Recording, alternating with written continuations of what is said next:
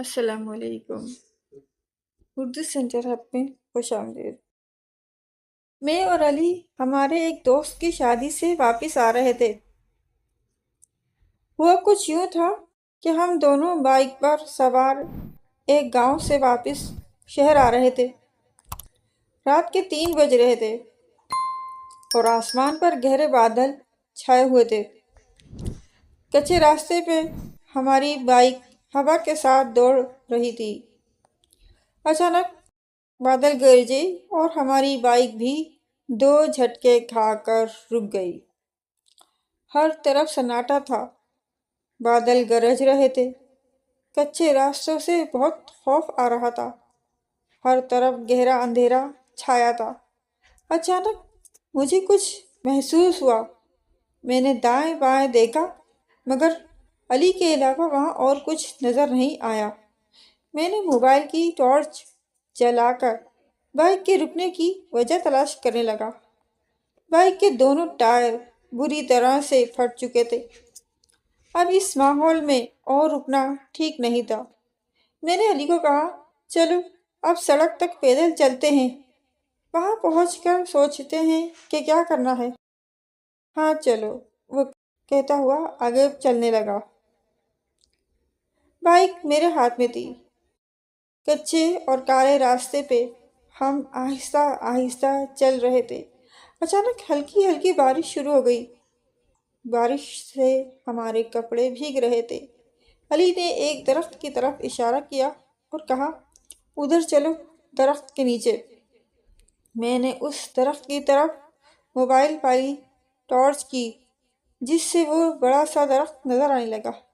ہم جلدی سے اس درخت کے نیچے چلے گئے۔ درخت خاصا بڑا اور خوشحال تھا۔ مجھے بارش کے علاوہ کئی دوسری چیزوں کی آوازیں سنائی دے رہی تھی۔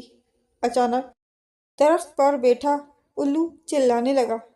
یوں لگ رہا تھا جیسے اسے کوئی کاٹ رہا ہو۔ الو چیخ و پکار کر رہا تھا۔ میں نے ٹارچ اوپر کی مگر وہاں کچھ نہیں تھا۔ علی، یہاں تو کوئی… میں نے ٹارچ علی کی طرف کی اور میری بات ادھوری رہ گئی۔ وہ اب وہاں نہیں تھا۔ علی، کیا تم درخت کی دوسری طرف چلے گئے ہو؟ میں درخت کی دوسری طرف جاتے ہوئے آواز لگا رہا تھا۔ میں حیران رہا جب وہ مجھے درخت کی دوسری طرف بھی نہ ملا۔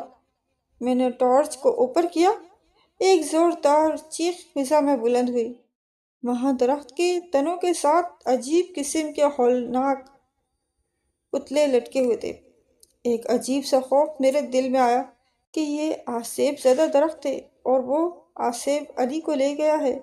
میں نے بائک وہیں چھوڑ دی اور اسے آس پاس تلاش کرنے لگا۔ میرا دل مسلسل تیز رفتاری سے دھڑک رہا تھا۔ میں بارش میں بھیگتے ہوئے اسے آس پاس تلاش کر رہا تھا۔ علی کو آوازیں لگا لگا کر میرے گلے میں اب درد شروع ہو چکا تھا۔ اتنے اندھیرے میں کوئی بھی خوف کھا سکتا تھا۔ میں اسے آس پاس ہر جگہ تلاش کر کے واپس بائک کے پاس آیا۔ بارش رک چکی تھی۔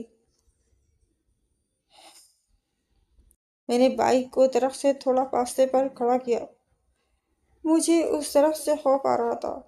کچھ دیر پہلے میری آنکھوں میں نیند تھی مگر اس وقت میں سو کیسے سکتا تھا؟ علی کے اچانک غائب ہو جانے سے میں سخت خوف کا شکار ہو چکا تھا۔ میں مسلسل درخت کو دیکھ رہا تھا۔ پھر میرے کندھے پر کسی نے ہاتھ رکھا۔ میں نے تیزی سے بائک سے چھلانگ لگا کر پیچھے دیکھا۔ وہاں علی عجیب سی مسکراہٹ لیے کھڑا تھا۔ میری جان میں جان آئی تو میں اس کے قریب جا کر اسے غور سے دیکھا۔ کہاں گئے تھے تم؟ میں نے ذرا غصے سے پوچھا۔ بس یوں ہی سیر کو نکلا تھا، اس نے بڑے آرام سے کہہ دیا تھا۔ میری حالت ابھی بھی خوف میں ڈوبی ہوئی تھی۔ مجھے علی کچھ عجیب سا لگ رہا تھا، جیسے وہ علی نہیں تھا، کوئی اور ہو۔ وہ بات بھی الگ انداز میں کر رہا تھا لیکن میں اسے کچھ کہہ نہ سکا کیونکہ اگر وہ آصف ہوتا تو مجھے مار ڈالتا۔ ہم وہاں سے روڈ تک آئے اور وہاں سے ایک کار سے لفٹ لے کر شہر پہنچ گئے۔ وہ علی تھا یا کوئی اور میں پھر اس سے نہیں ملا۔